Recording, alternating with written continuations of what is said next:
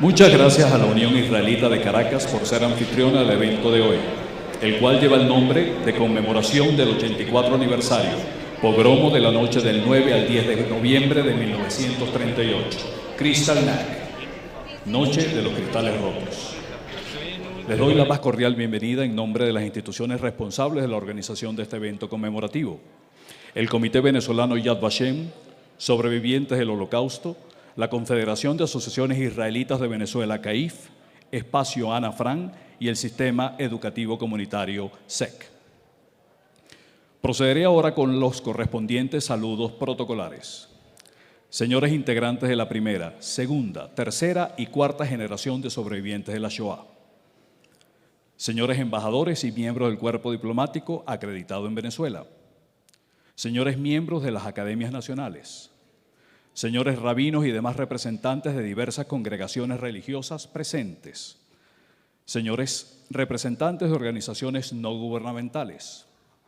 Señores presidentes y demás miembros de las juntas directivas de las instituciones de la comunidad judía venezolana.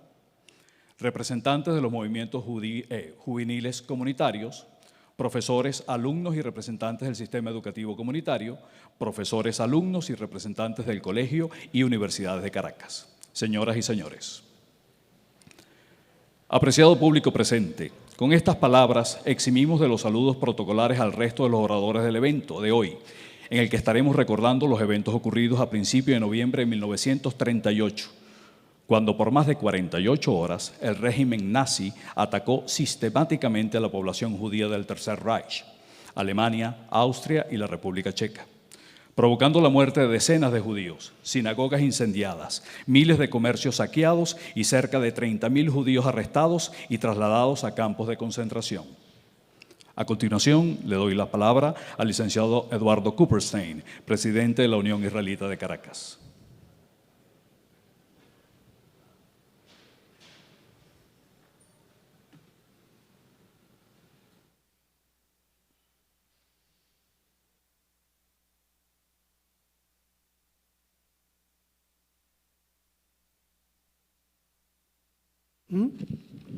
Buenos días.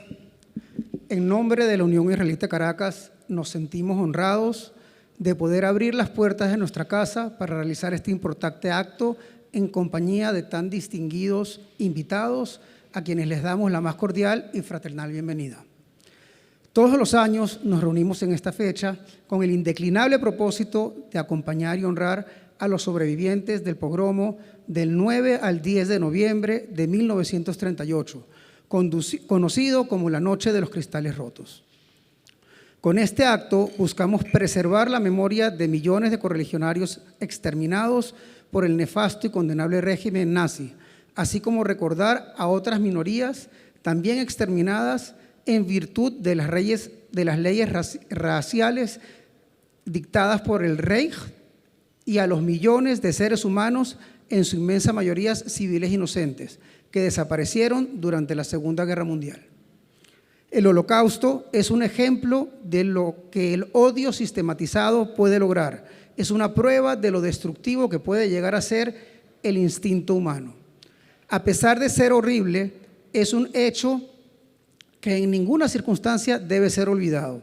Es importante rememorar y explicar año tras año los hechos violentos y nefastos de la Noche de los Cristales Rotos, para informar y alertar a futuras generaciones sobre las consecuencias que tiene para toda la humanidad el fanatismo y la propagación de ideologías violentas e intolerantes, sobre todo visto el alarmante incremento en la actualidad que trae consigo funestas consecuencias para poblaciones enteras sometidas a los más cruentos maltratos y exterminio.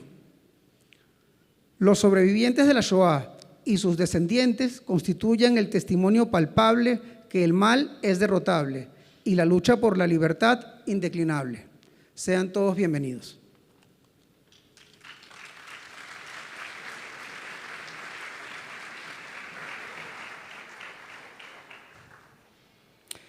Continuamos con la presentación del corto audiovisual Negra Leche del Alba, pogromo del 9 al 10 de noviembre de 1938, Kristallnacht.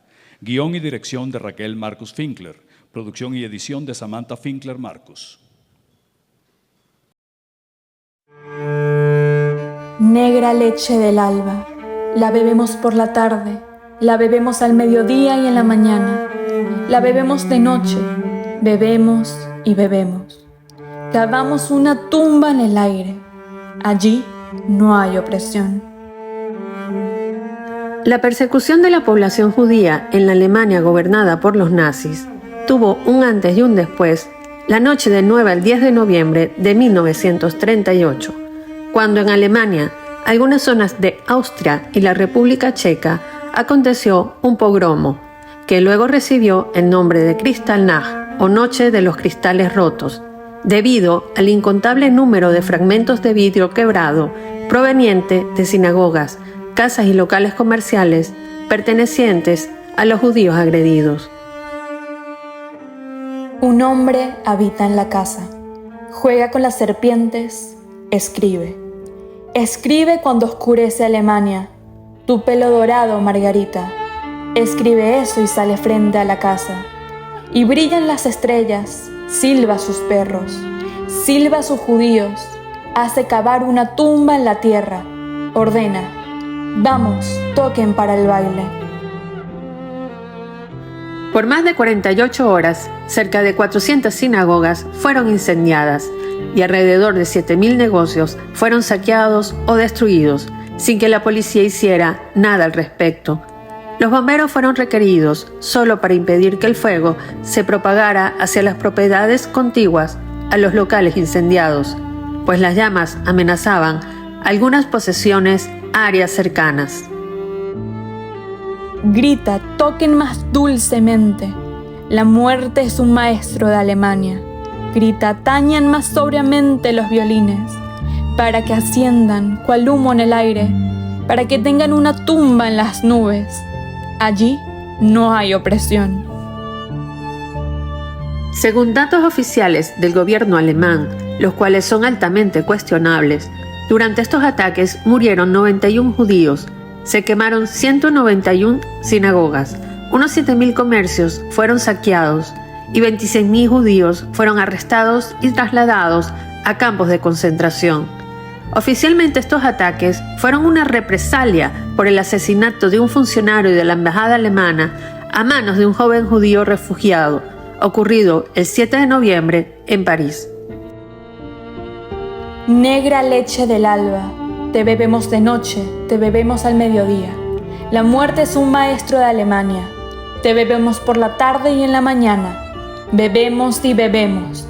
La muerte es un maestro de Alemania, su ojo es azul, te acierta con bala de plomo, te acierta preciso. Para colmo, se obligó a los judíos a pagar la rehabilitación de las fachadas de sus comercios y a contribuir económicamente para reparar todos los daños que se produjeron durante los ataques. 3 días después de finalizado el pogromo, se realizó un balance y se decretaron nuevas medidas antisemitas. A mediano plazo, los eventos del 9 al 10 de noviembre de 1938 consiguieron el objetivo del gobierno nazi y forzaron la emigración judía. Lo que inicialmente empezó como una discriminación violenta hacia los judíos de Alemania, Austria y la República Checa, desembocó en la deportación y el exterminio de más de 6 millones de personas. Un hombre habita en la casa, tu pelo dorado, Margarita, atiza a sus perros contra nosotros, nos regala una tumba en el aire, juega con las serpientes y sueña. La muerte es un maestro de Alemania. Tu pelo dorado, Margarita, tu pelo cenizo, Shulamita.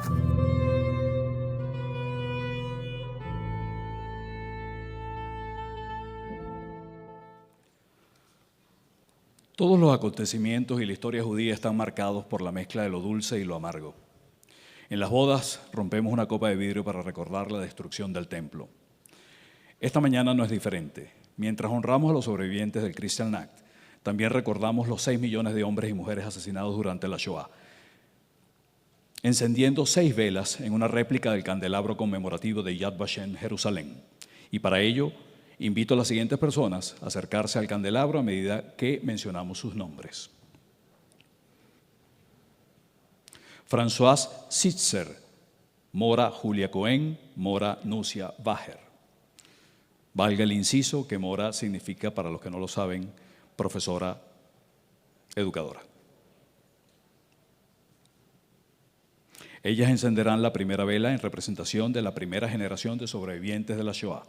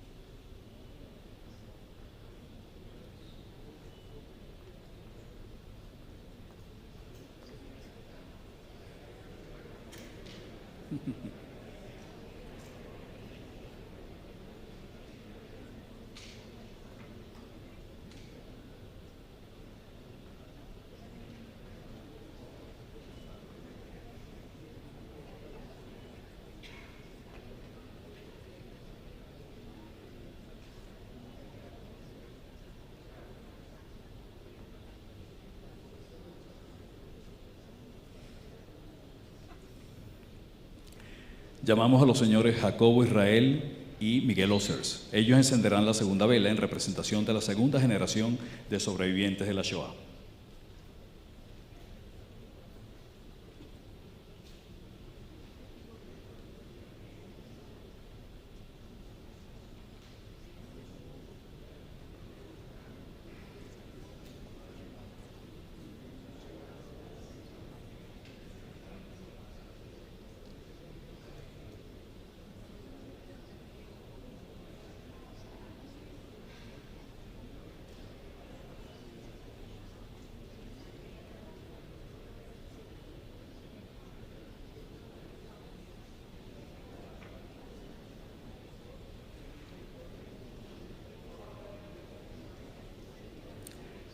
Llamamos a la señorita Samantha Finkler y Etiosiel y la señora Joyce Weinroop. Ellas encenderán la tercera vela en representación de los jóvenes del Dor-Henshen, la generación de relevo del Comité Venezolano Yad Vashem y de la CAIF.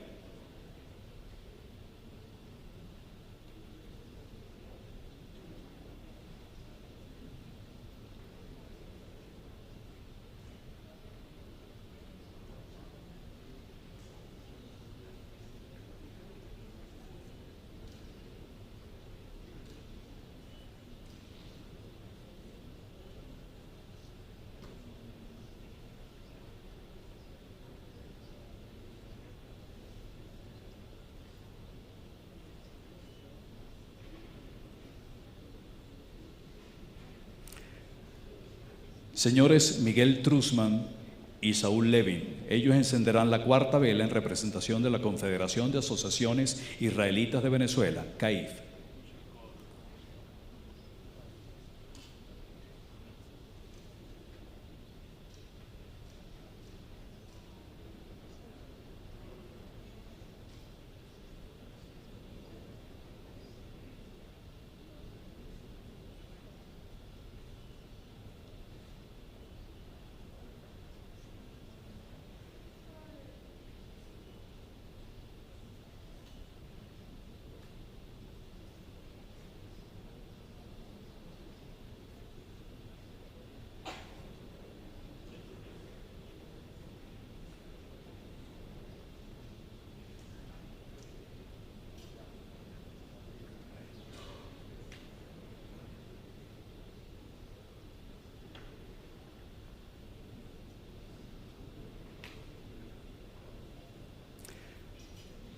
Señores Isaac Benjamín y Eduardo Cooperstein, ellos encenderán la quinta vela en representación del Bat Yakeilot, entidad que aglutina a la Sociedad Israelita de Venezuela y a la Unión Israelita de Caracas.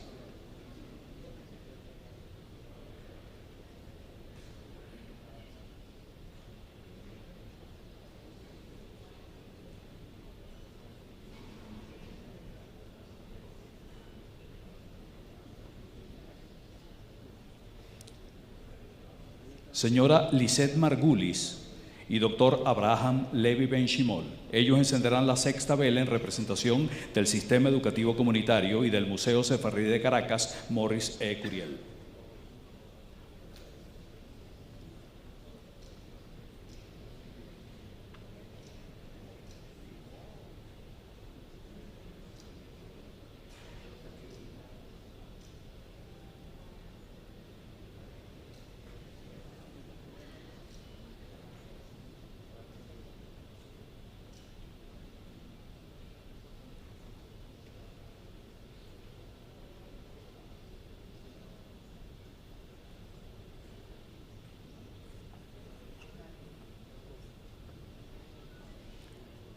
Muchas gracias a todos por su participación. Invitamos al doctor Miguel Truzman, coordinador nacional de la Confederación de Asociaciones Israelitas de Venezuela, CAIF, para que nos dirija unas palabras. Adelante.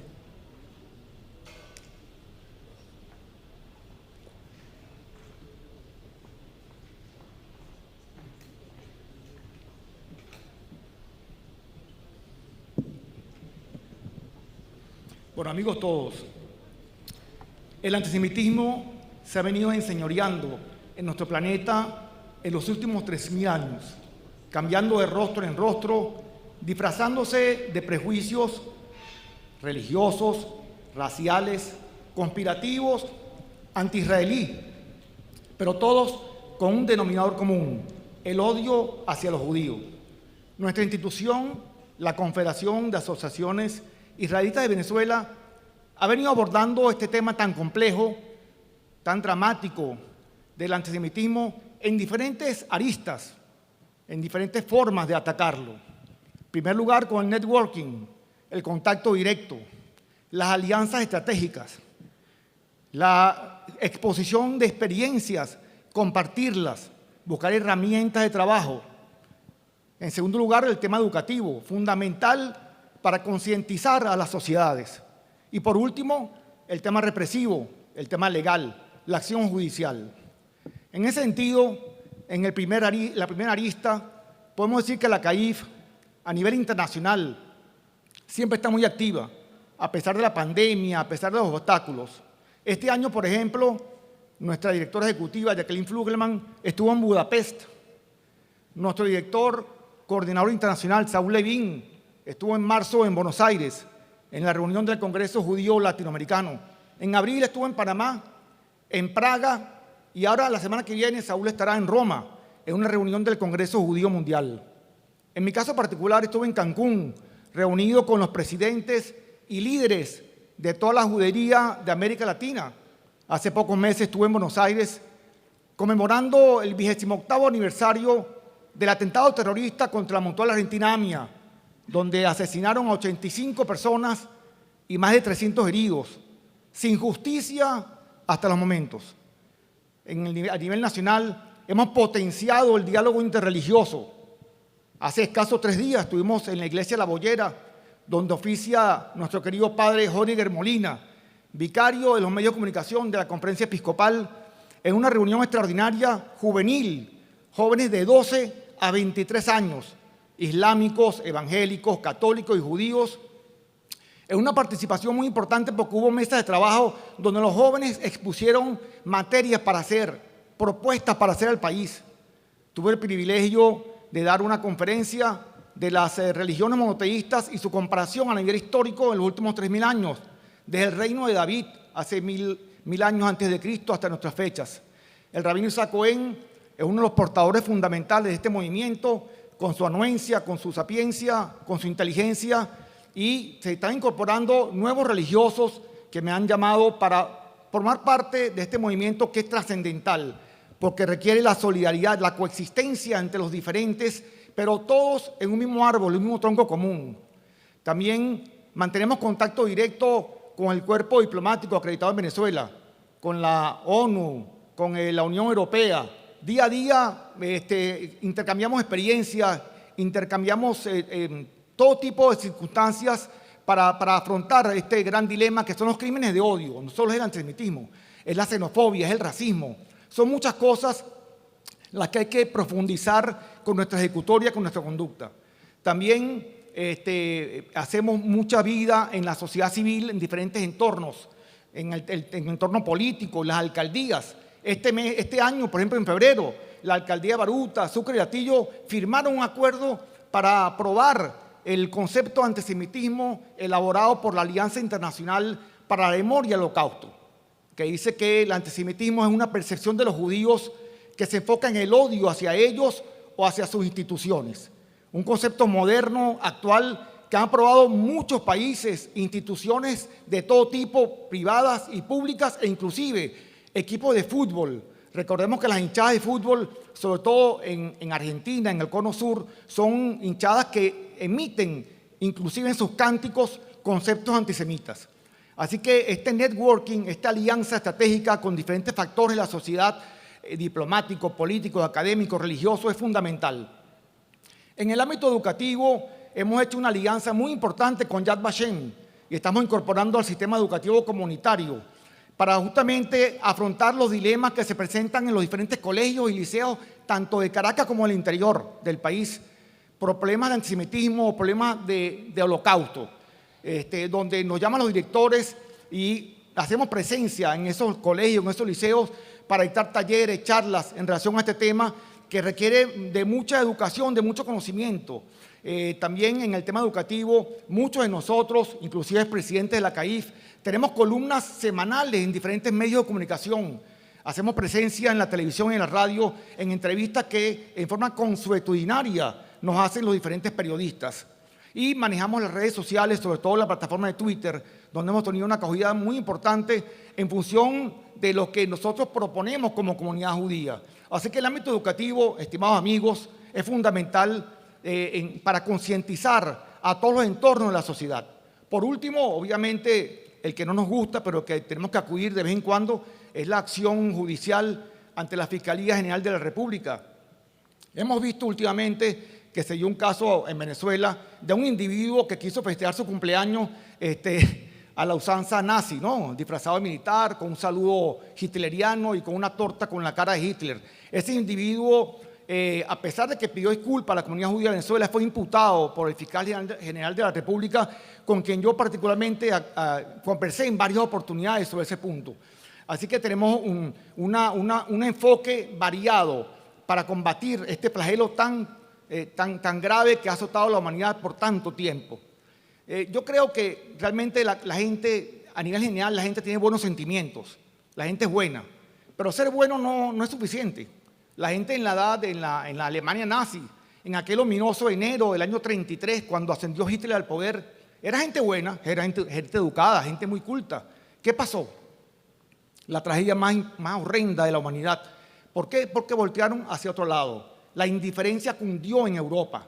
Así que ser bueno no es suficiente. Hay que ser proactivo, hay que ejercer acciones, hay que denunciar. Nosotros con nuestras capacidades, con nuestros elementos, todos, cada uno de nosotros, tenemos un ámbito muy importante de actuación. El Creador, Hashem, el Eterno, nos exige de todos nosotros ser proactivos en los crímenes de odio. Hay que difuminar la oscuridad, hay que hacer luz en nuestro entorno. La ética y la moral nos exige esa circunstancia. Nosotros estamos obligados para dejarle a nuestros niños, a nuestros hijos, a nuestros nietos, una humanidad más humana. Muchas gracias.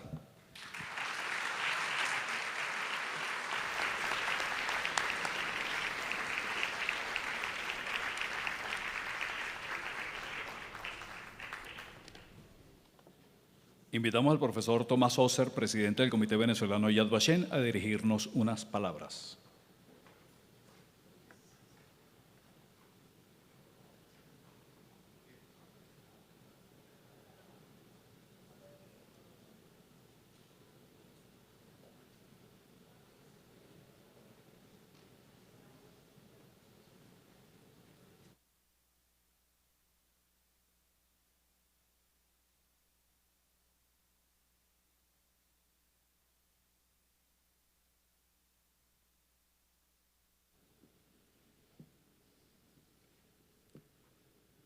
Buenos días. Muchas gracias a todos los presentes por acompañarnos una vez más. En especial, deseo saludar a los señores Freddy Schreiber y Otto Gretzer, nuestro profesor de Ingeniería Civil en Venezuela, y a sus familias, quienes son parte de la primera generación de sobrevivientes, testigos directos del pogromo del 9 al 10 de noviembre de 1938, conocido bajo el muy hábilmente poético nombre, escogido por los miembros de la propaganda nazi, como Kristallnacht, la noche de los cristales rotos. Hoy tenemos el privilegio que formen parte de este recinto. Muchas gracias. De ello, hemos aprendido directamente lo ocurrido esos oscuros días y no de una película de Hollywood. En 1953, el Parlamento del Estado de Israel crea por decreto número 5713 la Autoridad para la Recordación de los Mártires y Héroes del Holocausto, Yad Vashem, organismo que tiene entre sus funciones recopilar la memoria y toda información relacionada con los sobrevivientes y aquellos que murieron en el Holocausto. Por una iniciativa de sobrevivientes del Holocausto que emigraron a nuestro país, en 1983 se creó el Comité Venezolano de Yad Vashem.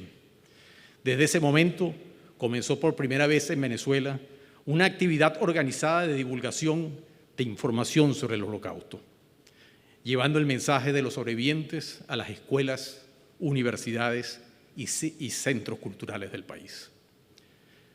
Ya han transcurrido 84 años desde aquella terrible noche, una noche que representó el punto de inflexión que marcó a la Shoah, donde los nazis cambiaron de la retórica antisemita a medidas antijudías violentas y agresivas que culminaron en el Holocausto.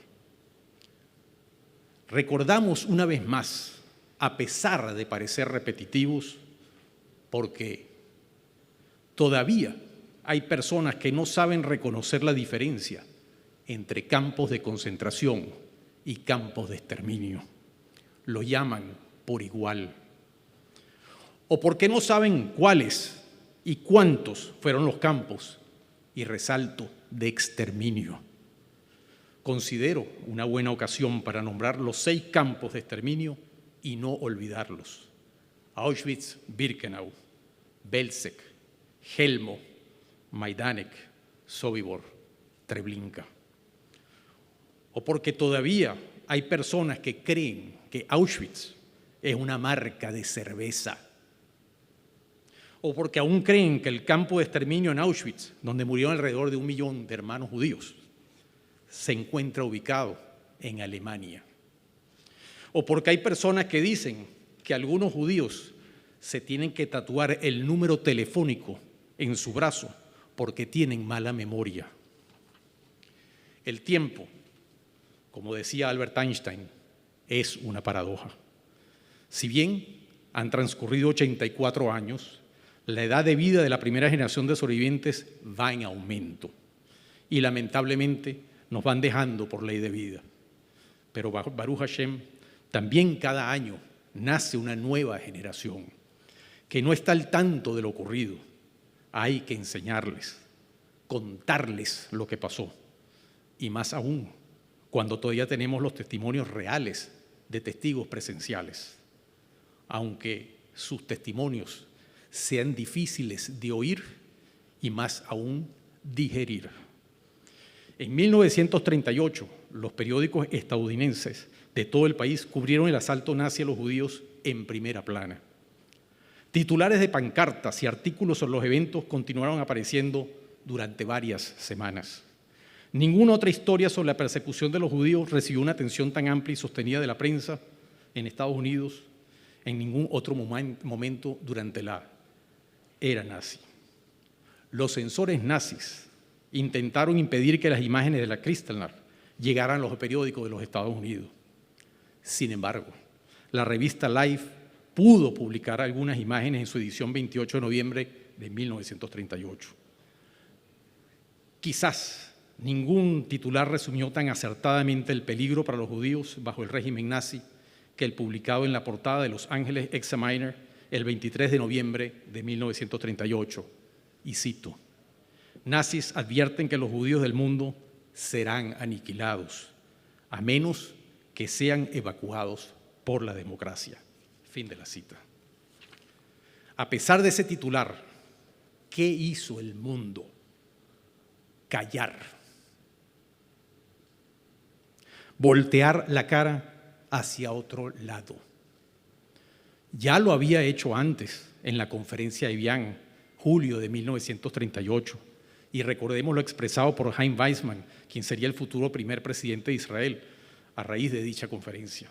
Cito: el mundo parece estar dividido en dos partes. Una, donde los judíos no pueden vivir, y la otra, donde no pueden entrar. El estudio del Holocausto, la Shoah, sigue vivo y tan vigente que aún hoy en día artículos arrancados del pasado inmediato son donados a Yad Vashem en Jerusalén. Para finalizar, y teniendo en cuenta que todo evento de recordación de la Shoah debe estar acompañado por un testimonio, tal como escribió Elie Wiesel en abril del 2002, y cito: todo aquel que oye un testigo se convierte en un testigo. Me permito compartir la historia de una donación reciente a Yad Vashem en Jerusalén, con el corto testimonio que lo acompaña. La donación a la que me refiero corresponde a un zapato que tiene una fecha grabada en su suela y que perteneció a una bebé asesinada en la Shoah. Este zapato perteneció a la bebé de apenas 2 años, de nombre Inda Cohen, hija de Tzipora y Dov Cohen. La fecha grabada corresponde al día en que los nazis se la llevaron al exterminio. Tras varios intentos de huida fallidos, los padres de Inda fueron hacinados junto a unas 30.000 personas en el gueto formado en 1941 en Kovko, Lituania. Un año después nació Inda. La familia fue trasladada a un campo de trabajo donde debían hacer tareas agotadoras para un aeropuerto militar alemán. Durante el día, los hombres y mujeres trabajaban. Los niños quedaban en el campo al cuidado de señoras mayores. El 27 de marzo de 1944, los niños fueron sacados y conducidos a su muerte. Entre ellos estaba Inda, que padecía de frecuentes bronquitis y ese día ardía en fiebre. Al regresar, los adultos descubrieron la tragedia. Los padres de Inda se dirigieron a su cama y encontraron sus guantes, que habían sido tejidos por su madre, y un par de zapatos. Esa noche, su padre grabó en la suela la trágica fecha, 27 de marzo de 1944, y juró cuidar para siempre el zapato de Inda. Una niña inocente, Inda, que apenas de 2 años de vida y que lo más probable es que no llegó a jugar y fantasear creando sus propias historias con muñecas. Fue asesinada. Su crimen, ser judía. Pero los nazis y Hitler no triunfaron. En 1947, la madre de Inda dio a luz a otra hija, a otra niña. Nunca jamás. Muchas gracias.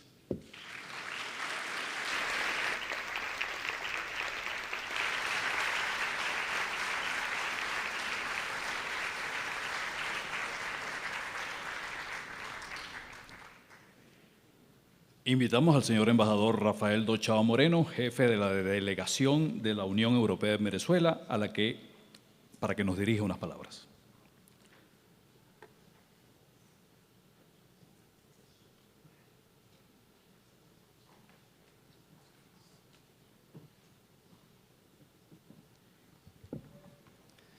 Sí, muy buenos días a todos y a todas.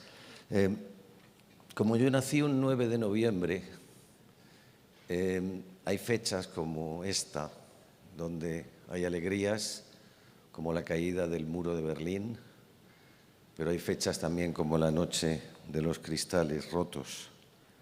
Esta mañana me despertaba y en el diario español El País salían unas fotos recientemente cedidas al centro Yad Vashem de Jerusalén, que había guardado un soldado de los Estados Unidos durante años y que se han hecho públicas ahora. Y quizá la foto que más me ha sorprendido, porque hemos visto muchas fotos y muchas fotos de cristales rotos y de gente haciendo fila para llevarlos a la muerte. Pero la que más me ha chocado es una foto donde un grupo de soldados nazis o de nazis con uniforme salen con libros amontonados en la mano, libros para ser probablemente quemados, libros religiosos algunos, libros sagrados, pero libros también de literatura, judíos, que fueron todos a parar a las llamas. Y creo que es en esa foto donde además a mano izquierda de la foto sale un oficial nazi riendo, es lo que más me ha dolido quizás de esta mañana cuando he visto esas imágenes. Cómo alguien puede reírse precisamente cuando algo tan sagrado como los libros va a ser llevado al fuego y además cuando es premonitorio de todo lo que después pasó. Y efectivamente estamos hoy aquí reunidos en este evento que es muy importante para vosotros, la comunidad judía, pero también para toda la humanidad. Y yo como embajador de la Unión Europea precisamente quiero subrayar esto, porque es una marca muy profunda que dejó estos cristales rotos, dejando a millones de hogares judíos desolados y a la humanidad entera desolada. Esta ocasión, obviamente, no es solo para honrar a las víctimas o simplemente recordar aquellos hechos, sino que tiene que ir más allá de eso. Es sobre todo mantener vivo un legado y romper el silencio, guardar la memoria y romper el silencio. Obviamente no se trata solo de mencionar cifras, que ya hemos oído algunas, cientos de muertos, miles de comercios, cientos de sinagogas, sobre lo que fueron las pérdidas de esa noche de los cristales rotos, sino también valorar y recordar la trascendencia que tuvo dicho acontecimiento. Y tampoco se trata de proponer de nuevo que queden digamos, reflejadas algunos mecanismos que muchas veces quedan en papel mojado para promover la tolerancia, para promover el respeto a las libertades y todas esas grandes palabras que nos gusta decir en estos discursos, sino que es fundamental materializarlas, defenderlas y velar por su sostenibilidad en el tiempo. Estos crímenes de los que estamos hablando, y lo digo como embajador de la Unión Europea, son crímenes que tuvieron lugar en Europa, que tuvieron lugar por europeos y hacia europeos.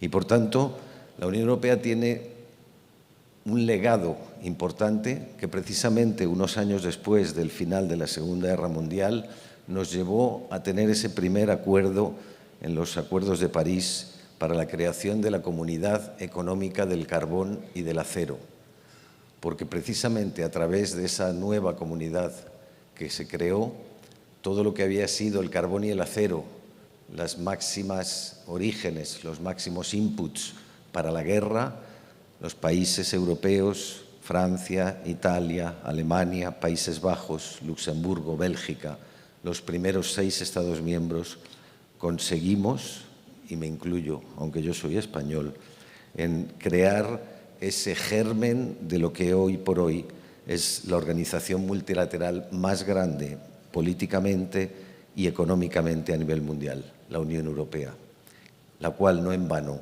recibió hace no tanto el Premio Nobel de la Paz. Cuando hablo de lo que estamos haciendo hoy, de recordar el pasado, de aprender por el pasado para no repetirlo, Y no solamente el Holocausto, quiero siempre subrayar, alguien lo decía antes, el ser humano es bueno, pero es capaz de las atrocidades mayores, como la que ha pasado con los Tutsis en Ruanda, como la que está pasando hoy todos los días con los Rohingyas, o como los muchachos y niños en el Yemen sufriendo los bombardeos de Arabia Saudita.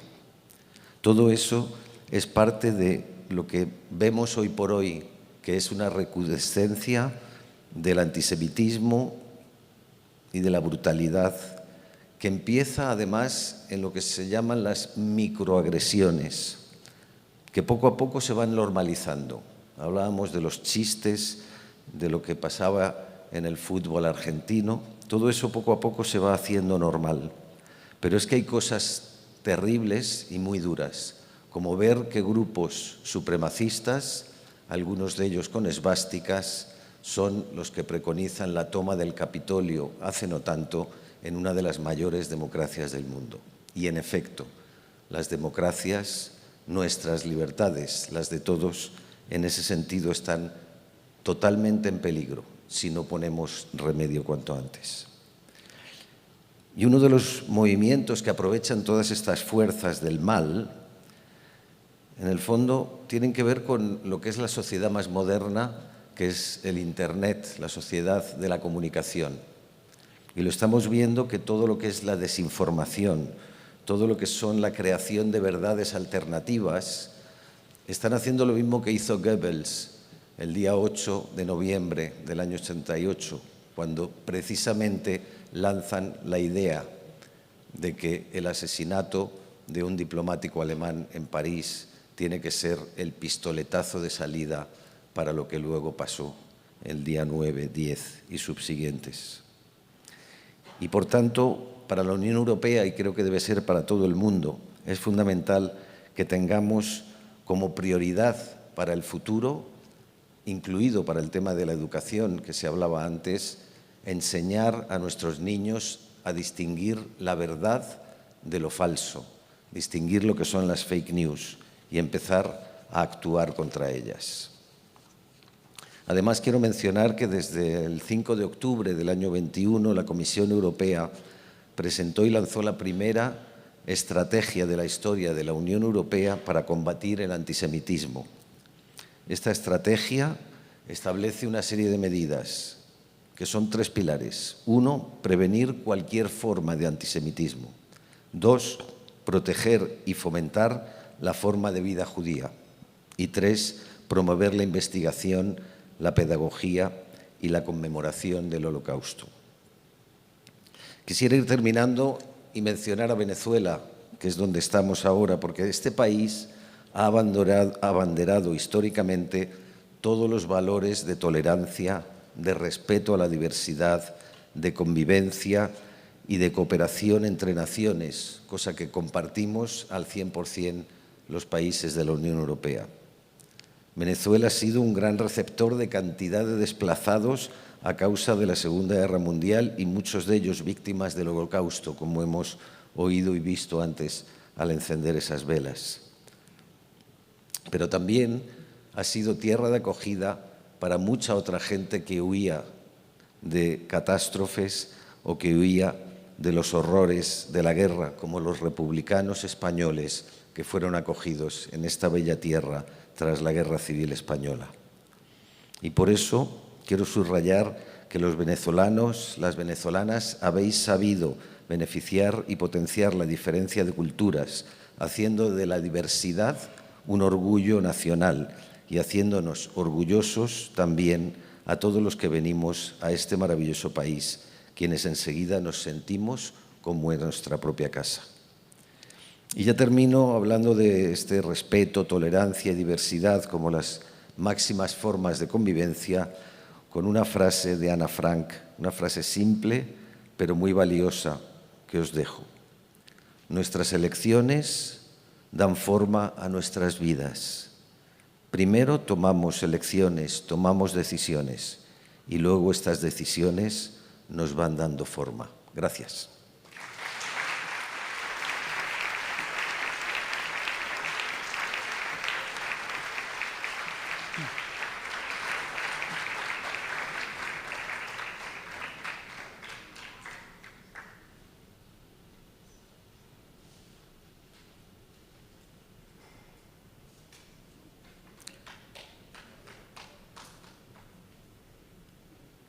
A continuación, invitamos al arquitecto Alberto Moriusef, orador de orden de este evento conmemorativo.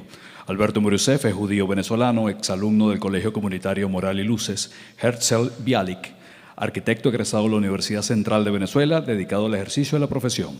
Ha ocupado varios cargos directivos en la comunidad judía de Venezuela, presidente del Comité Venezolano de Federación Sefardí Latinoamericana, FESELA, miembro del Centro de Estudios Sefardíes de Caracas, miembro fundador del Museo Sefardí de Caracas, vocal de la Junta Directiva de la Asociación Israelita de Venezuela, secretario general del Comité Venezolano Jerusalén 3000, vicepresidente de la Federación Sionista de Venezuela, miembro de la Junta Directiva de la Confederación de Asociaciones Israelitas de Venezuela, CAIF, miembro de la Junta Directiva del Instituto Cultural Venezolano Israelí, ICVI, especializado en historia del pueblo judío, la Shoah y el Estado de Israel, y recibió el premio Herzl 2006 de la Organización Sionista Mundial de Jerusalén.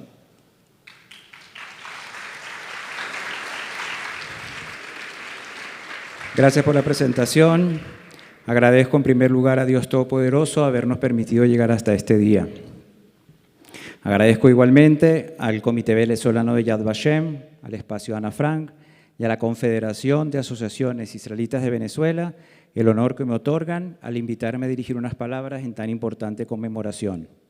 Quiero saludar únicamente y de manera especial a los sobrevivientes de primera generación aquí presentes, a la Mora Bajer, a la Mora Julia, a la señora Paquita Sitzer, al señor Freddy Scheiber y al señor Otto Gratzer.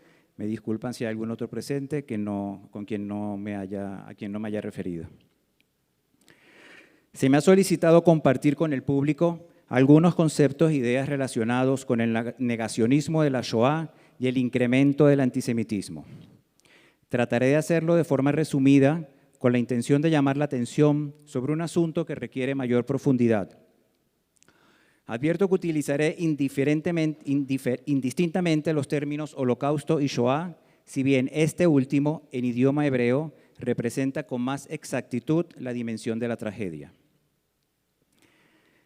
La ya referida Alianza Internacional para la Recordación del Holocausto, conocida como IHRA por sus siglas en inglés, es una organización intergubernamental que a la fecha integran 34 países, algunos de los cuales están presentes aquí a través de sus embajadores. Esta alianza adoptó en 2016 una definición de antisemitismo como herramienta de trabajo en programas de educación que también da parámetros para legislar contra la judeofobia. Según la IHRA, antisemitismo también consiste en negar el hecho, el ámbito, los mecanismos o la intencionalidad del holocausto y culpar a los judíos de inventarlo o exagerarlo. ¿Y por qué la negación de la Shoah es antisemita? Nos preguntamos. Porque los negadores, directa o veladamente, siempre recurren a los conceptos e imágenes del antisemitismo clásico, entre ellos el de la conspiración judía, idea que se fraguó en Europa a lo largo del siglo XIX y que formó parte de la propaganda del nacionalsocialismo alemán. Sostiene el negador que los judíos la inventamos o la exageramos con el fin de extorsionar al resto de la humanidad y sacar beneficios políticos o económicos. Quien niega la Shoah siempre está vinculado con otro tipo de manifestación antisemita, si no directamente contra el judío como individuo, lo hace contra Israel, el Estado judío, que se ha convertido en el blanco políticamente aceptable de ese odio. La negación de la Shoah procura disfrazarse de corriente revisionista de la historia. Se evidencia la farsa porque, a diferencia del auténtico historiador, el negacionista parte de la conclusión, en su caso, la inexistencia del holocausto, para acomodar la argumentación a su conveniencia. Lo hace sin aplicar los procedimientos propios de la historiografía, como el uso de fuentes originales o el sometimiento al análisis de sus pares. Algunos estados de Europa, a la que nos hemos referido en varias ocasiones esta mañana, en los que tuvieron lugar las matanzas, han adoptado cierta forma de negación como política oficial para ocultar la colaboración que sectores de su población prestaron al Tercer Reich. Han exaltado como héroes nacionales a colaboracionistas y uno de ellos aprobó una ley que persigue a quienes señalan estas distorsiones de la historia. Pero ¿cuándo comenzó a negarse el holocausto? La Shoah se intentó negar desde su planificación, Fueron los mismos Adolfo Hitler, los nazis y sus colaboradores quienes armaron todo un sistema de engaños y códigos con el fin de ocultarla y tratar de evitar su registro en la historia. Denominar al exterminio, y esto entre comillas, la solución final al problema judío, es el más paradigmático de los eufemismos que inventaron con tal fin. Fijémonos que seguimos llamando Kristallnacht, la noche de cristal, algo que suena bonito, al pogromo de noviembre de 1938, la fecha que hoy recordamos, un eufemismo concebido por los mismos perpetradores. El engaño a la víctima formaba parte del plan genocida. Durante las deportaciones se la obligaba a identificar un equipaje que nunca llegaría a su destino. En la entrada de los campos de exterminio figuraba la frase «el trabajo libera», y como esos muchos otros. A medida que avanzaba el genocidio, el Tercer Reich trató de minimizar las evidencias, como consta en la orden impartida por Martin Bormann, líder del partido nazi, el 11 de junio de 1943, en la que prohíbe a partir de entonces la simple mención de la solución final por instrucciones directas de Hitler. Heinrich Himmler, jefe de las SS, la organización responsable de las ejecuciones, en una famosa reunión de oficiales que tuvo lugar meses después, declaró, y cito, «La destrucción de la judería europea constituye una página gloriosa de la historia alemana que no ha sido registrada y que nunca lo será. Esta paradoja, la de glorificar y negar el exterminio a la vez, se repite hasta hoy. Para clarificarlo, recurro a un ejemplo local que se volvió viral en redes sociales. Recientemente, el periodista Vladimir Villegas entrevistó al empresario venezolano Esteban Trapielo. Ante una pregunta impertinente, Trapielo respondió que le gustaría almorzar con Adolfo Hitler para preguntarle por qué no terminó todo lo que quería hacer. Cita textual.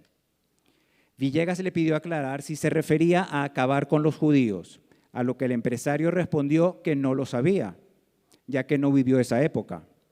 «No hubo holocausto», insistió el periodista. «No lo sé», respondió el personaje. Glorificarlo y negarlo a la vez, siguiendo, quizás sin saberlo, la doctrina de Himmler. Pero sigamos con el recuento histórico. Hacia el final de una guerra ya perdida, los nazis intentaron borrar las huellas. Implementaron la Sonderaktion 1005, que consistió en abrir las fosas comunes en los sitios de las matanzas para incinerar los cuerpos.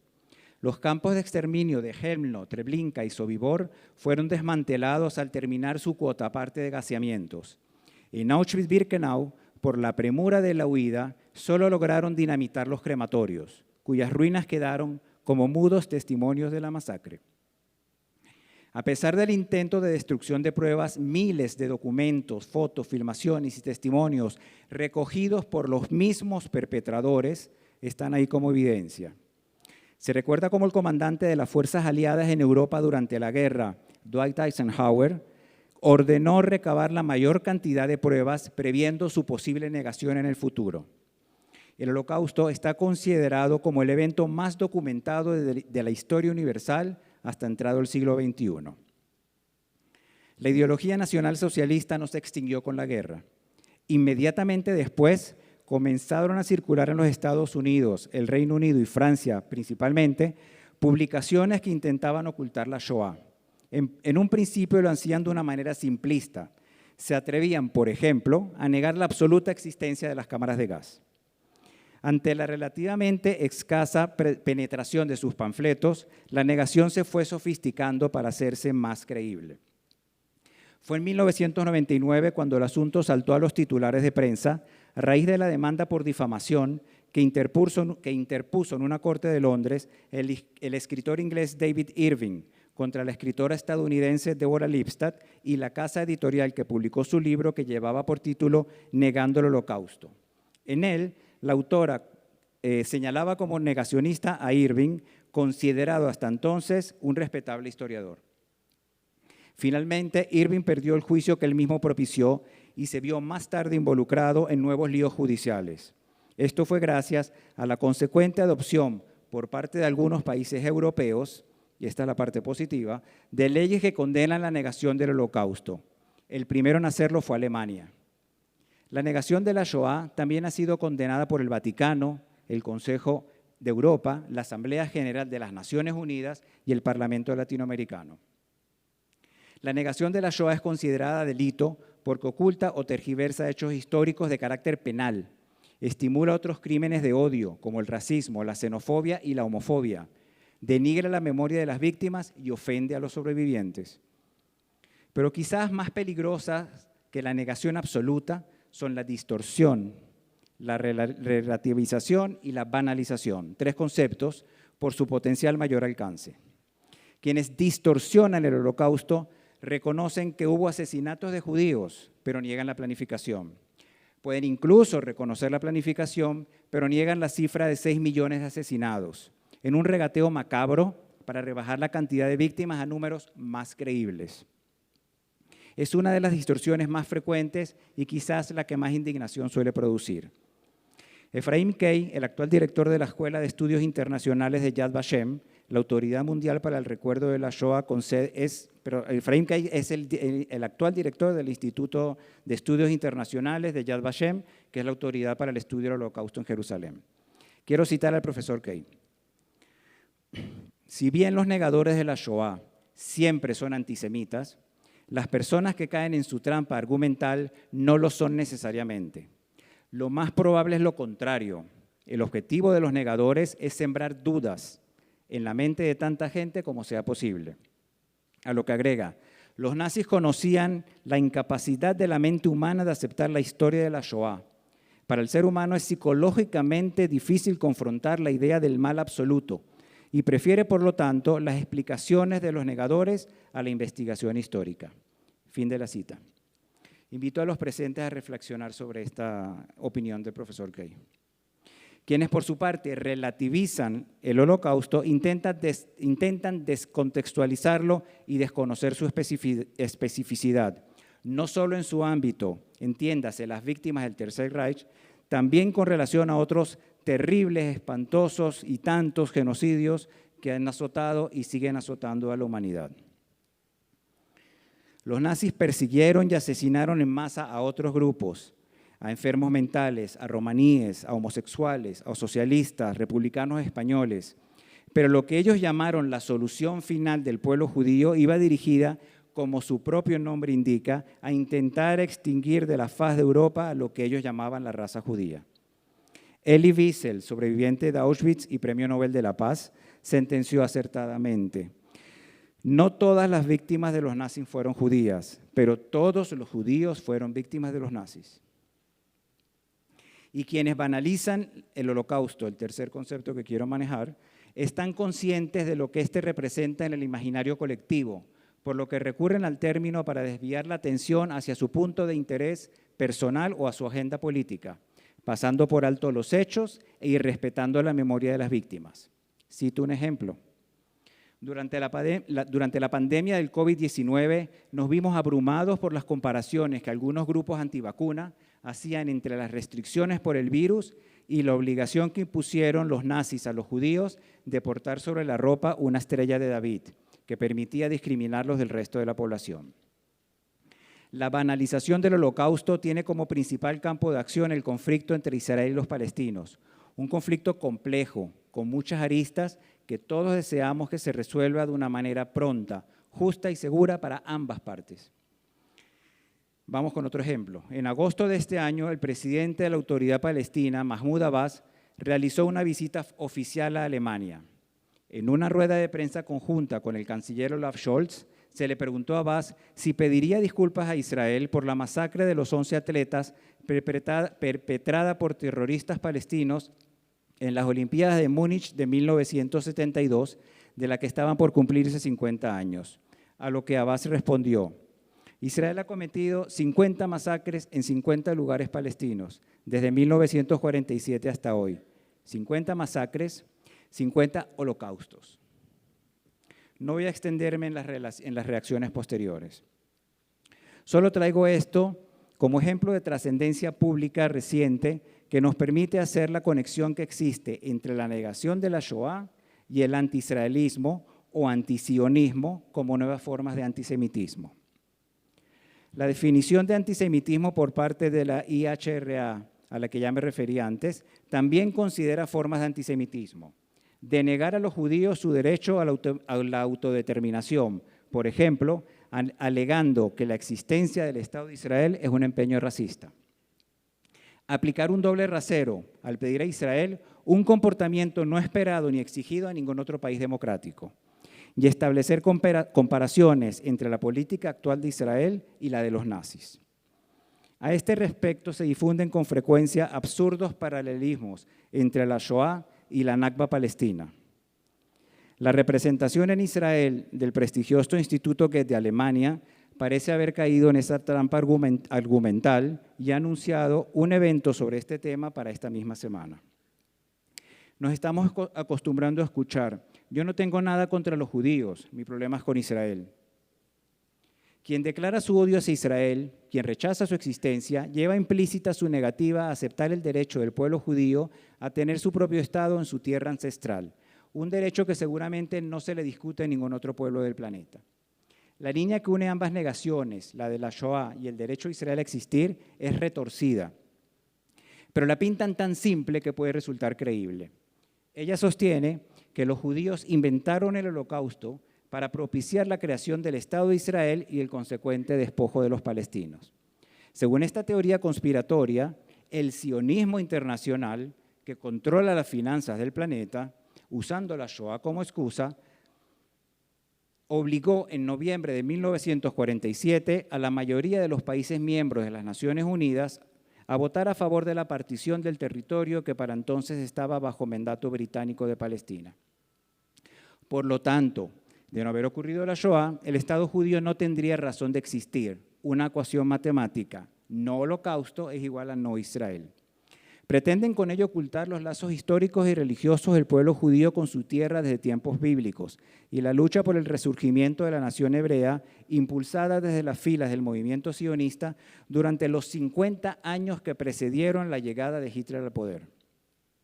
Aspiran que se desconozca que las bases administrativas, educativas y culturales del futuro Estado de Israel ya estaban listas antes del estallido de la Segunda Guerra Mundial, solo a la espera de que las autoridades del mandato cumplieran su compromiso de permitir la creación del Hogar Nacional Judío. Muy distinta habría sido la historia de haber ocurrido esto. Como lo ha señalado el profesor Yehuda Bauer, también de Yad Vashem, fue precisamente la Shoah lo que casi llevó al traste la posibilidad de la creación de Israel, al exterminar y arruinar a gran parte de la población judía de Europa que habría contribuido a hacerlo realidad. La negación del Holocausto para deslegitimar a Israel es política oficial en países y organizaciones que adversan al Estado judío. Quienes gobiernan en la República Islámica de Irán, sistemática y públicamente niegan o distorsionan el Holocausto y lo ridiculizan en concursos de caricaturas, a la vez que hacen llamados abiertos para eliminar a Israel del mapa mundial y exterminar a su población. La confluencia del islamismo radical y el nazismo no es nueva. El 28 de noviembre de 1941 se reunieron en Berlín Amir al-Husseini, entonces Gran Mufti de Jerusalén, y Adolfo Hitler. En ese encuentro, el líder religioso y político árabe solicitó el bombardeo de Tel Aviv y ofreció al Führer su colaboración para exterminar a los judíos de Tierra Santa en caso de que Alemania lograra arrebatar el territorio a los británicos, lo que entonces parecía posible. Pero en este siglo XXI, de puro pragmatismo diplomático, el Islam radical encuentra aliados en sectores de la extrema izquierda, autodefinida como antiimperialista, con la deslegitimación de Israel como denominador común. Por eso no es coincidencia que cada vez que se recalienta el conflicto entre Israel y Gaza, la reacción de los antisionistas consista, en el menor de los casos, en rayar con esvásticas y consignas pro-palestinas paredes de sinagogas, como lo vimos muchas veces en Caracas en décadas pasadas. En esa corriente, la de negar la Shoah y difamar a Israel, tenemos en Venezuela unos cuantos personajes que consecuentemente lo hacen en redes sociales y entrevistas. Un exdiputado de la Asamblea Nacional, un exrector de la Universidad Central de Venezuela y unos cuantos internacionalistas. Podría seguir extendiéndome con ejemplos de los tres temas que hemos traído, de la negación, la banalización, la relativización, pero si lo hacemos creo que tendrían que servirnos el almuerzo y no sé si quizás la cena. Entonces voy a referirme a continuación al auge del antisemitismo. El informe anual sobre el antisemitismo en el mundo del Centro para el Estudio del Judaísmo Contemporáneo de la Universidad de Tel Aviv del año 2021 registró un significativo incremento en diversos tipos de incidentes antisemitas en la mayoría de los países con gran población judía. Los incidentes incluyen, entre otros, vandalismos en cementerios y monumentos, cantos antijudíos en partidos de fútbol que se mencionó, marchas racistas, ataques a edificios y agresiones verbales y físicas a personas desde leves hasta mortales. La policía alemana reportó un aumento del 29% frente al año anterior. En Estados Unidos, la policía identificó 214 delitos tan solo en Nueva York. En Francia se registraron 589 hechos, en el Reino Unido 2.255 incidentes, con un alza del 78% tan solo en ataques físicos, en comparación con 2020. Esto por citar solo unos casos. Llama la atención particularmente, lo leía en estos días, el incremento de manifestaciones antisemitas en las escuelas públicas de los Estados Unidos entre niños incluso de edad de escuelas primarias. Referencias a Hitler y cantidad de elementos en ese sentido. Si bien es cierto que la mayoría de los incidentes estuvieron vinculados con el conflicto entre Israel y Hamás, quienes monitorean el antisemitismo llaman la atención sobre la proliferación de ataques sin conexión con lo que sucede en Medio Oriente. Pero no hace falta esperar reportes para enterarse de este incremento. El odio está en el aire. Diariamente, decenas de contenidos abiertamente antisemitas se suben a redes sociales. Pocos de ellos trascienden, salvo cuando lo hace una figura pública. Puede ser el rapero Kanye West, que insulta a los judíos por Twitter, o el jugador de la NBA, Kyrie Irving, que recomienda un documental con contenido judeófobo disponible en Amazon. Si bien el antisemitismo de los famosos debe ser señalado, la radicalización de jóvenes anónimos a través de Internet es lo más preocupante. Oigamos este caso. En Halle, Alemania, el día de Yom Kippur de 2019, Stefan Bailiet, entonces de 27 años, intentó entrar fuertemente armado en una sinagoga para matar a la mayor cantidad de personas posibles, como declaró en su juicio. Al no lograr penetrar al recinto, mató a 2 afuera de este. Lo importante, el asesino transmitió el tiroteo en directo por redes sociales. Hoy hay quienes le rinden culto junto a Hitler y sus secuaces en decenas de sitios web que forman una red donde confluyen racistas, homófobos, antiinmigrantes, supremacistas blancos y antisemitas. Siempre con referencias al Holocausto. Lo glorifican, lo banalizan, lo relativizan, lo niegan, a veces todo a la vez. El tiempo parece jugar a favor del olvido y la negación. Se dijo ya, pasaron casi 80 años del fin de los horrores. Sacaban las oportunidades de ver cara a cara y conversar en directo con quienes lo sobrevivieron. Pero hay espacio para ser optimistas. Algunos países empiezan a prestar atención al aumento del odio antijudío. El gobierno de los Estados Unidos recién creó el cargo de enviado especial para el monitoreo y combate del antisemitismo, y la Organización de los Estados Americanos también designó un comisionado para el mismo fin. También se menciona aquí la iniciativa de la Unión Europea con este fin. Esperemos los resultados, no sé si con cierto escepticismo. Son cada vez más las organizaciones, ahora en la onda optimista, son cada vez las organizaciones y personas que señalan y denuncian los contenidos antisemitas. Y son también muchas las que se dedican a esclarecer en redes sociales sobre la Shoah y el conflicto entre Israel y los palestinos con información veraz. La campaña BDS, Boicot, Desinversión y Sanción contra Israel, ha sufrido grandes reveses. Los tweets del rapero recibieron un amplio rechazo y por la presión el basquetbolista pidió disculpas, aunque el documental antisemita sigue a la venta. En los últimos 30 años, más de 30 negadores han tenido que enfrentar la justicia.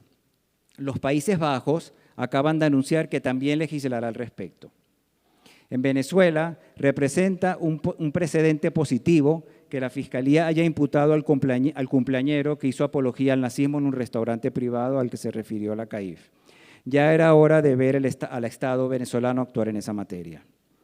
Por otro lado, los talleres de exposiciones del espacio Ana Frank alcanzan cada vez más lugares y más personas, particularmente jóvenes. El Comité Venezolano de Yad Vashem conversa sobre el Holocausto con jóvenes estudiantes en liceos y universidades de Venezuela. Pero la principal razón para el optimismo es la existencia del Estado de Israel. Durante la Shoah, los judíos de Europa no tenían a dónde huir. No contaban con un Estado que los representara y defendiera. Hoy Israel vela por la seguridad de su población y la del pueblo judío, blanco constante del terrorismo. Con una democracia estable y una economía fuerte, Israel está a la vanguardia del desarrollo tecnológico y de la protección del ambiente. Mantiene relaciones diplomáticas fluidas con gran parte de la comunidad internacional y esperamos que más temprano que tarde se restablezcan con Venezuela. Aunque la mayoría de los miembros de la Liga Árabe aún se niega a reconocer su existencia, los acuerdos de Abraham han dado sus frutos también en el tema que nos ocupa. Recientemente en Dubái, Emiratos Árabes, se inauguró la primera exposición sobre la Shoah que jamás haya tenido lugar en un país mayoritariamente musulmán. Delegaciones de países árabes han visitado el Museo de Yad Vashem en Jerusalén.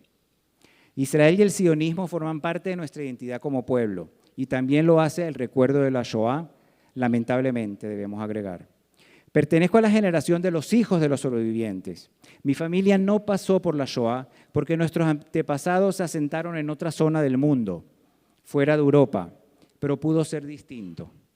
Como suele decir el expresidente de la CAIF, mi amigo Elías Farache, nosotros estudiamos y crecimos junto a compañeros que no conocieron a sus abuelos. La historia de la Shoah es nuestra historia. Por eso somos tan sensibles con ella y siempre que la nieguen, banalicen, distorsionen, vamos a reaccionar. No podemos evitarlo. Nunca jamás Am Israel Jai.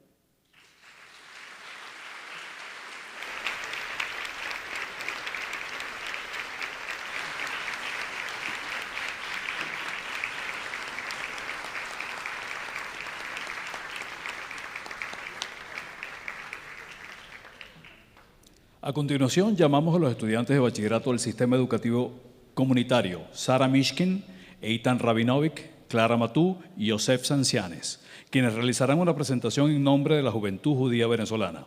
Esta presentación ha sido coordinada por la profesora de bachillerato comunitario Miriam Obermeister, a quien agradecemos su constancia y dedicación.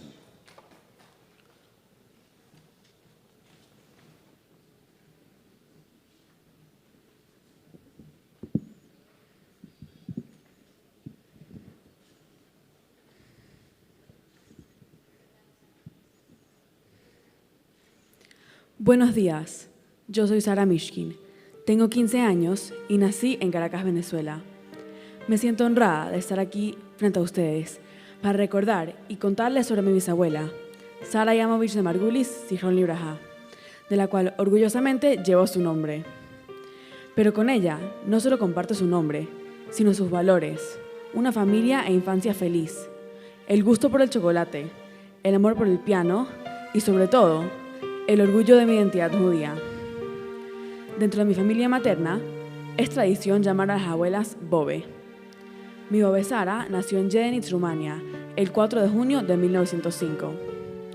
Fue la menor de 5 hermanas, y de su familia consanguínea, solo ella sobrevivió la Shoah. Aunque el dolor, tristes recuerdos y la incomprensión de lo ocurrido siempre dejaron huellas muy profundas en ella, mi familia me cuenta que lo que verdaderamente la caracterizaba fue su gusto por la vida y el amor infinito por su familia. Para mi Bobe Sara, recordar a sus antepasados, rememorar sus tradiciones y ver con esperanza el futuro siempre fue muy importante. Hoy les comparto la historia detrás de un objeto que ella nos dejó. Me refiero al chaleco que usó durante su estadía en el campo de concentración Transnistria. Un chaleco tejido por ella, en el que tuvo que coser, ya desde el gueto, un distintivo amarillo de la Maguen David, que la identificaba como judía.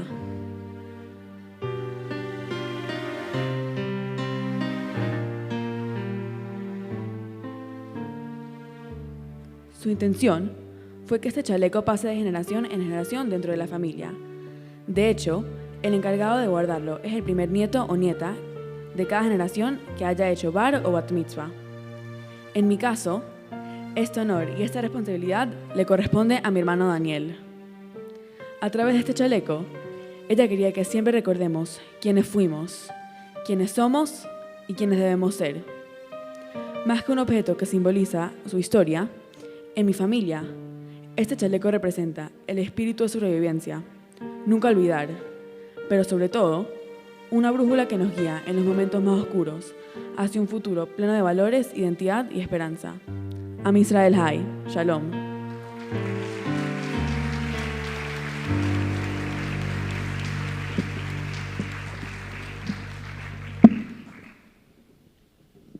Mi nombre es Eitan Rabinovich Cencianes.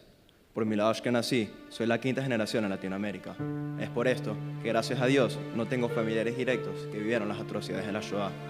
Pero aún así, sé que mi responsabilidad como joven judío es trabajar día a día sobre mi formación en todos y cada uno de los temas de nuestra historia como pueblo. Y es precisamente en nuestra historia que lo ocurrido durante la Shoah es de vital importancia. Hace 84 años ocurrió el pogrom de Kristallnacht. 84 años para un joven como yo de 15 suena como hace muchísimo tiempo, pero no es así. Nosotros seremos los últimos jóvenes que habremos conocido la historia y detalles de estos trágicos eventos narrados directamente por sus sobrevivientes, y que tendremos el privilegio de haber escuchado sus testimonios. Es por esto que nuestra obligación es aún mayor. En plena época donde los revisionistas o negadores de la Shoah quieren reescribir la historia, debemos esforzarnos aún más en conocer y aprender de los sucesos ocurridos a nuestro pueblo y estudiar todos los eventos históricos que permitieron el surgimiento y la llegada al poder del partido nazi. ¿Cómo es que una sociedad, supuestamente de las más desarrolladas del planeta, a comienzos del siglo XX, permitió, facilitó y ejecutó semejantes atrocidades? ¿Qué rol tuvo el resto del mundo mientras cientos de miles de judíos eran llevados diario a la muerte? ¿Cómo es que se logró aniquilar a 6 millones de judíos por considerarlos una raza inferior? Como jóvenes judíos, es nuestra responsabilidad y nuestro deber instruirnos y saber lo que ocurrió, para que así podamos defendernos y protegernos. Es un compromiso con nosotros, con nuestras familias, con nuestra comunidad y con nuestro pueblo. Debemos luchar fuertemente para transmitir nuestros conocimientos y así combatir la ignorancia, sensibilizar a la sociedad con la finalidad de evitar la alteración de la historia, o que sucesos como estos puedan volver a ocurrir, y así honrar de manera activa a todos los mártires de nuestro pueblo que fueron aniquilados de manera sistemática por la barbarie nazi. Gracias a Dios, hoy contamos con un Estado judío, el Estado de Israel, garantía para los judíos del mundo. Es por ello que como jóvenes judíos tenemos doble responsabilidad. Por un lado, como judíos en la diáspora, reforzar, apoyar y conectarnos con Israel, valorando y fortaleciendo los vínculos que nos unen. Y la responsabilidad de recordar la Shoah y los sucesos ocurridos, y nunca olvidar, porque quien no conoce su historia está condenado a repetirla.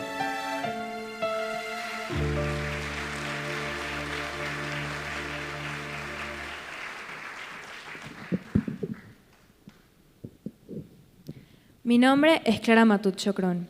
Tengo 15 años, estudio en cuarto año y como muchos de mis amigos vivo una vida tranquila y feliz. Estudio en un excelente colegio y trato de estar al día con mis asignaciones escolares. Comparto, salgo y disfruto mucho con mis amigos. Me encanta pasar los Shabbat en casa de mi abuela y pensar desde el viernes en la tarde con qué deliciosa comida me sorprenderá mi abuela cada semana. Este es mi día a día, mi cotidianidad. No niego que a veces me siento muy estresada cuando veo que en la misma semana tengo entregas de trabajos y 2 exámenes mensuales pegados, pero es aquí cuando me pongo a pensar y reflexionar.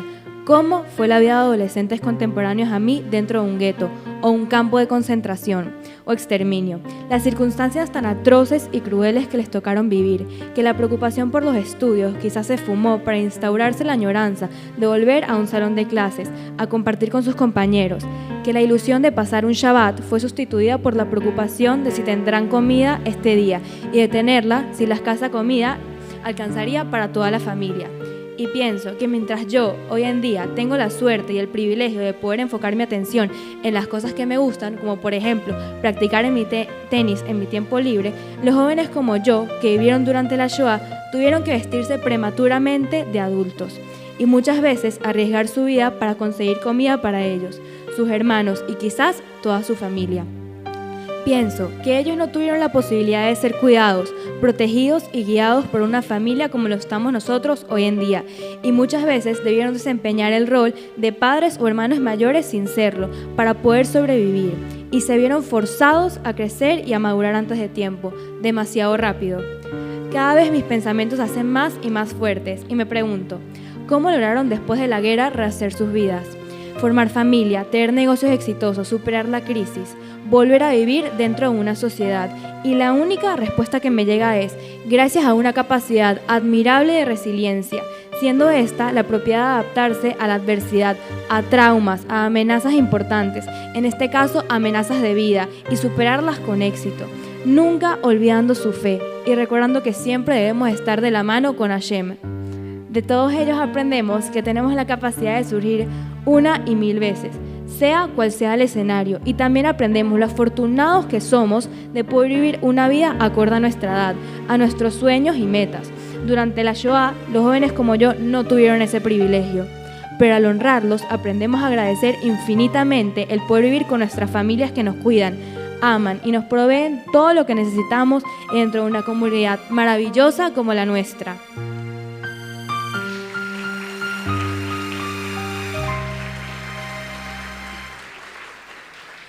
Mi nombre es Joseph Cencianes Hassan.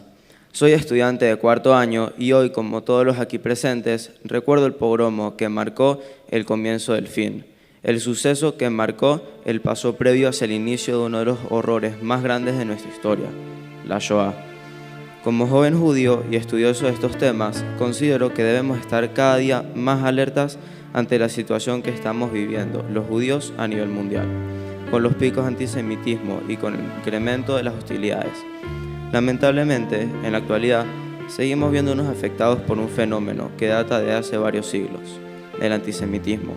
Este no cesa y, por el contrario, con el pasar de los años se incrementa. Vemos incidentes y ataques antisemitas como vandalismos, quema de banderas de Israel, profanación de monumentos, propagandas, violencia física y verbal, incluso asesinato de hermanos judíos. El antisemitismo no es nuevo, se reinventa, y los judíos del mundo enfrentamos constantemente los desafíos de un antisemitismo creciente y cambiante. Es sabido que cada vez que aumenta la violencia en Israel, por ejemplo, la campaña de alerta resuena con fuerza para los judíos en donde quiera que nos encontramos, y más en un mundo tan globalizado en el cual las redes sociales tienen un papel tan preponderante.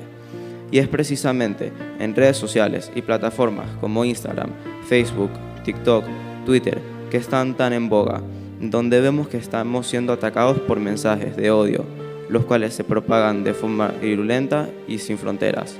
A través de estas redes, un gran número de seguidores se suma a los mensajes, apoyándolos y difundiéndolos, incluso sin tener el conocimiento de la situación, y esto es lo más grave, el desconocimiento y la ignorancia.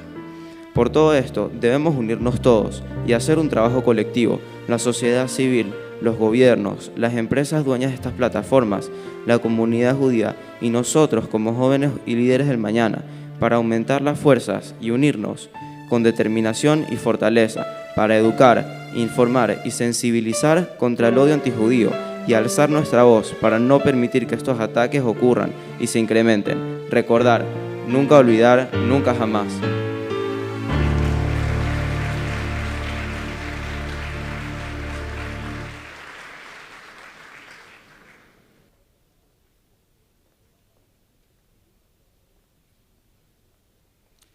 El productor musical Harold Yaakov Vargas, especialista en música judía, ha preparado un programa de 2 piezas musicales.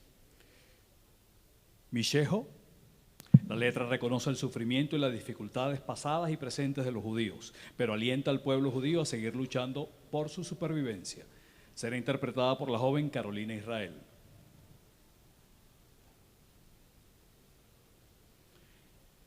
El joven Nathan Goldsman interpretará la pieza Shema Israel Elohai, escrita en el año 2000, luego del linchamiento de los soldados israelíes en Ramalá.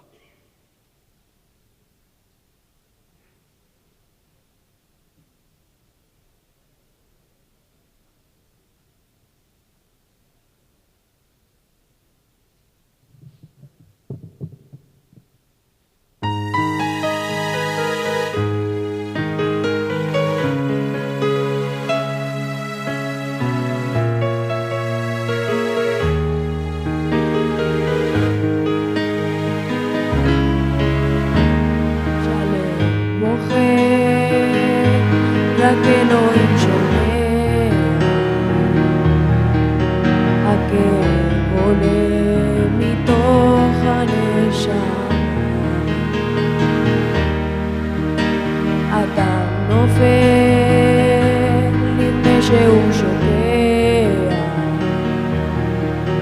בתפילה קטנה חותך את האדמה. שמע ישראל אלוהי אתה כל יכול, נתת לי את חיי, נתתי לי הכל. בעיניי דמעה, הלב בוכה בשקט, וכשהלב שותק, הנשמה צועקת.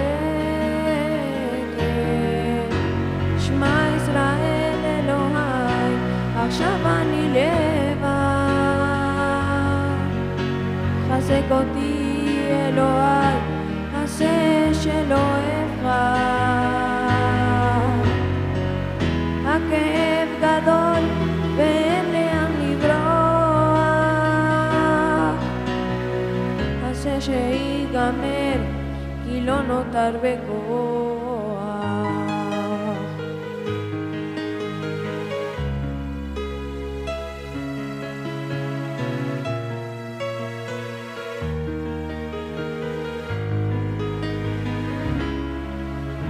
כשהלב בוכה, הזמן עומד מלכת, האדם רואה את כל חייו פתאום, אל הלא נודע, הוא לא רוצה ללכת, לעולם קורא על סף פתאום. שמע ישראל אלוהי אתה כל יכול, נתת לי את חיי, נתתי לי הכל. בעיניי דמעה, הלב בוכה בשקט, וכשהלב שותק, הנשמה צועקת. שמע ישראל אלוהי, עכשיו אני לבד, חזק אותי אלוהי, עשה שלא אבחר. הכאב גדול ואין לאן לברוח, עשה שיגמר כי לא נותר בכוח.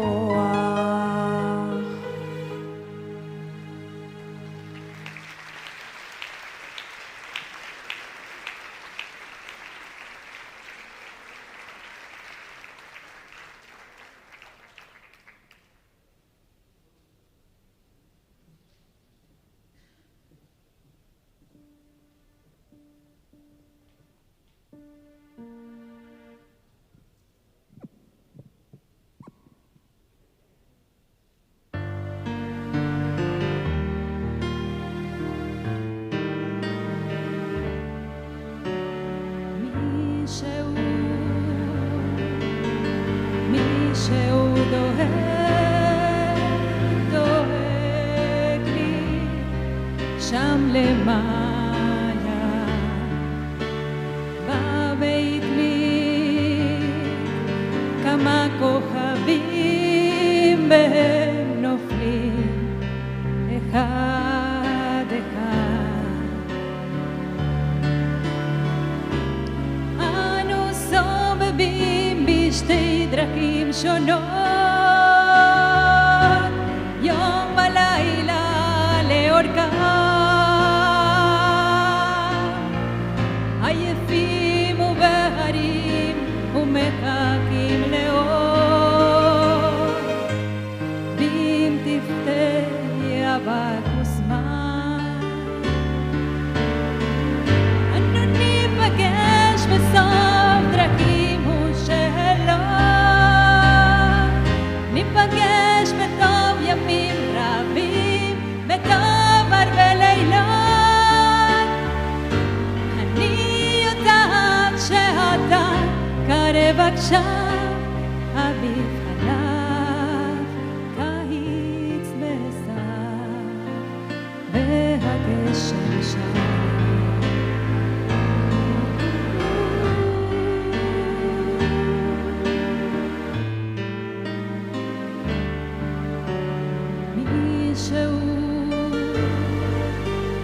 מישהו דואג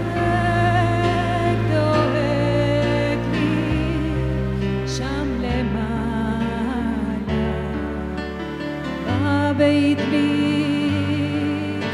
כמה כוכבים והם נופלים אחד אחד. אנו סובבים בשתי דרכים שונות יום ולילה לאורכם, עייפים ובהרים ומחכים לאור, ואם תפתח בזמן אנו ניפגש בסוף דרכים ושאלות, ניפגש בתום ימים רבים, בתום הרבה לילות. אני יודעת שאתה קרב עכשיו, אביב עליו קיץ נעשה והגשם שם.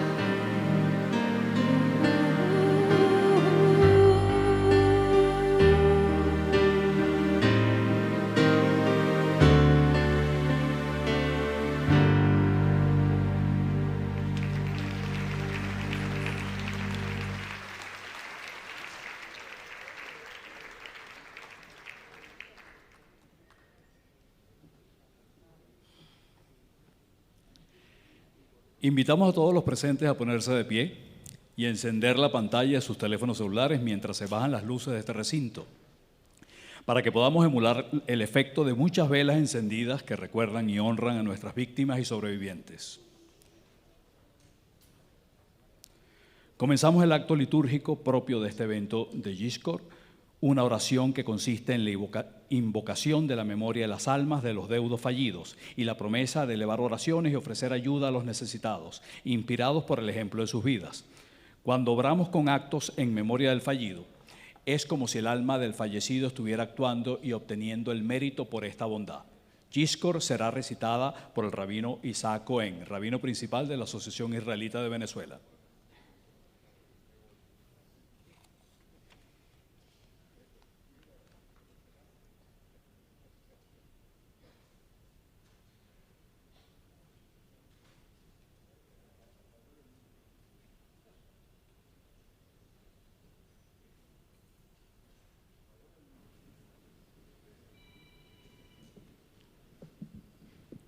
יזכור אלוהים את כל הנשמות של קהילות בית ישראל בגולת אירופה שהועלו על מוקד בשנות השואה 6 מיליון אנשים ונשים, ילדים וילדות, בחורים ובתולות, זקן וטף, שנהרגו ושנטבחו באכזריות איומה ונרצחו ברצח המונים במקומות מגוריהם בערים, בעיירות ובכפרים. ויתרם הובלו כצאן לטבח, למחנות הריכוז, ונספו במיתות משונות ונוראות, ונשרפו לאפר וכבשני האש של מחנות ההשמדה האיומים בגרמניה, בפולין ובשאר ארצות, בידי עם המרצחים הגרמני עם עוזריו הרוצחים משאר העמים, שהיו בעצה אחת להשמיד ולהרוג ולאבד את העם היהודי, ולמחות את זכר היהדות ולכלות כל אשר בשם ישראל יקרא. אל נקמות, שופט הארץ, זכור נא את נחלי הדם שנשפך כמים, דמי אבות ובנים, אמהות ועולליהם, רבנן ותלמידיהם, והשב גמול שבעתיים לצוררי עמך, שבעת שמע ישראל, שזעקו על לקוחים למוות אל תדום, ואין כת המעונים תעלה לפני כיסא כבודך, לנקום במהרה בימינו לעינינו את נקמת דם בניך ובנותיך הקדושים והטהורים, שלא זכו לבוא לקבר ישראל, ככתוב, כי דם עבדיו יקום, ונקם ישיב לצריו, וכיפר אדמתו עמו, אמן סלע.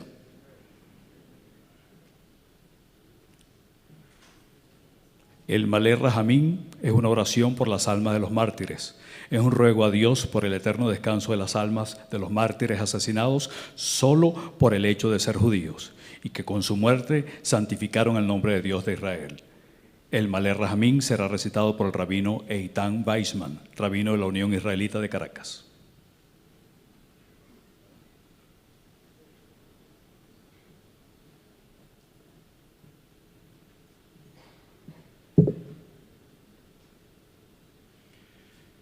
אל מלא רחמים, שוכן במרומים, המצא מנוחה נכונה, תחת כנפי השכינה, במעלות קדושים וטהורים, כזועקיה. מזהירים את כל הנשמות של 6 מיליוני היהודים חללי השואה באירופה שנהרגו, שנשחטו, שנשרפו ושנספו על קידוש השם בידי המרצחים הגרמנים ועוזריהם משאר העמים. בעבור שכולנו מתפללים בעד אזכרת נשמתם, לכן בעל הרחמים יסתירם בסתר כנפיו לעולמים, ויצר אור בצרוחים את נשמותיהם, אדוני הוא נחלתם, בגן עדן מנוחתם, ויעמדו לגורלם לקץ הימים, ונאמר אמן.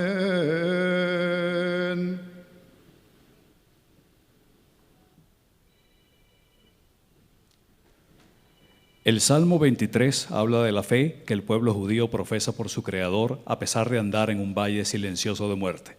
Reitera la creencia en nuestro Dios, porque Él siempre ha estado con los hijos de Israel, aún en los momentos más difíciles. Invitamos al rabino Samuel Garzón, rabino del Sistema Educativo Comunitario, a recitar el Salmo 23.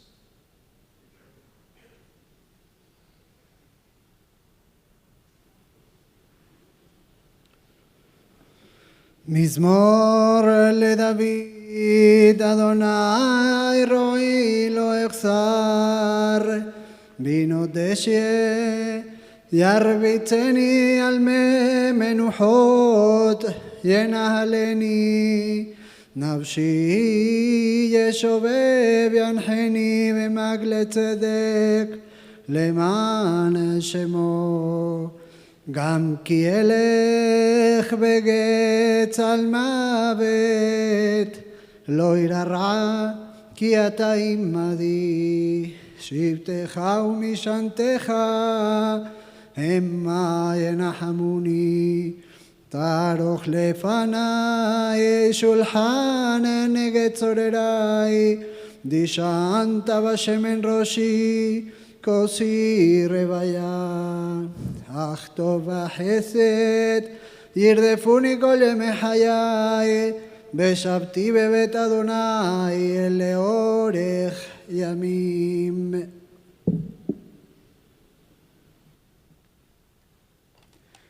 La oración del Kadish no se centra en la muerte, sino en el futuro y la esperanza de paz, y en la grandeza del nombre de Dios que se conocerá por completo. Este ritual de oración actúa como un ancla de sostén para el doliente durante su proceso de duelo y se observa como una costumbre sagrada entre el pueblo judío. Invitamos al señor Jacobo Israel, hijo de David Israel, quien fuera fundador del Comité Venezolano Yad Vashem, a recitar el Kaddish.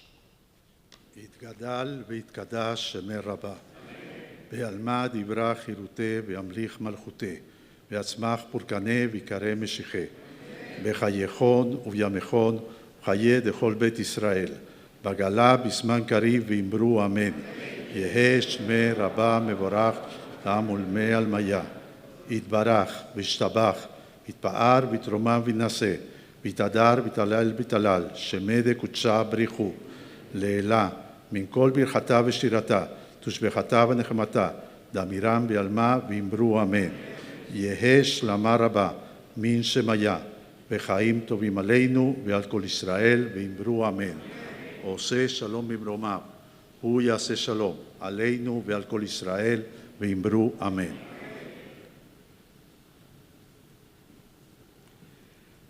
Gracias a todos, ya podemos apagar las pantallas de los teléfonos y encender nuevamente las luces del recinto. Este evento debe servir como una invitación a una toma de conciencia personal sobre nuestra responsabilidad como individuos, a no volver a ser indiferentes ante el sufrimiento de las minorías. Me permito recordar las sabias palabras de Elie Wiesel, sobreviviente del Holocausto y Premio Nobel de la Paz, quien escribió, abro comillas, ¿cómo se llora a 6 millones de muertos? ¿Cuántas velas se encienden? ¿Cuántas plegarias se oran? Sabemos cómo recordar las víctimas, su soledad, su impotencia. Nos dejaron sin dejar rastro y nosotros somos ese rastro. Contamos esta historia porque sabemos que no escuchar ni desear saber lleva a la indiferencia y la indiferencia nunca ha sido una respuesta. Cierro comillas. Un evento de esta solemnidad no puede ser finalizado sin reconocer a todas las personas e instituciones que lo hicieron posible. No podemos nombrarlas a todas de manera particular. Sin embargo, sí es necesario resaltar que sin la participación de cada una de estas instituciones y los aportes y donaciones realizadas por las personas, este evento no habría sido posible. Agradecimiento especial a los sobrevivientes que pudieron acompañarnos y sus descendientes. Gracias a los rabinos, oradores, artistas, creadores, representantes institucionales y jóvenes comunitarios por su participación en este evento.